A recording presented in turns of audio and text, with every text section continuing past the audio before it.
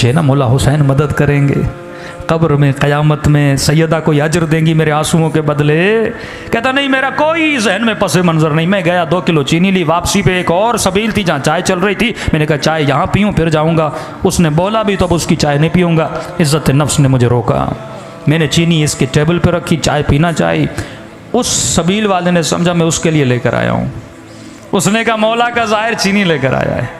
मैं रोक न सका, बता न सका कि आपके लिए नहीं अगले वाले के लिए। उसने उठा ली, मैंने कहा कोई बात नहीं, 2 किलो और लेता हूँ। आगे बढ़ा, कहता है क़ज़ा पूछ के नहीं आती। आज मजमे में बैठा अगर मोमिन ये समझ रहा है ना 2 साल के बाद मरूंगा, 10 साल के बाद मरूंगा, ये तेरी भूल है। सेकंड लगते हैं रूह को बदन से निकलने में। कहता सीने में तकलीफ हुई, ज़मीन पे गिर पड़ा, अचानक देखा रूह निकल चुकी है, बदन ज़मीन पे पड़ा हुआ है। लोग दौड़े दौड़ा चेक किया कि बंदा मर चुका। का इतना फासिक था, मेरे जनाजे को कंधा देने के लिए मेरे रिश्तेदार तैयार नहीं थे। 4 मजदूर ढूंढे, उन्होंने कंधा दिया।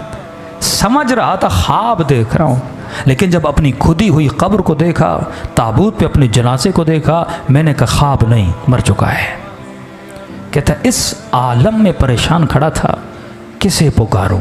बंदा कुछ करे तो अल्लाह को पुकारे ना, न खुदा को सही से मानता था। कहता है कब्र के किनारे पे 2 अजाब के फरिश्ते खड़े थे, हाथ में गुर्ज लिए।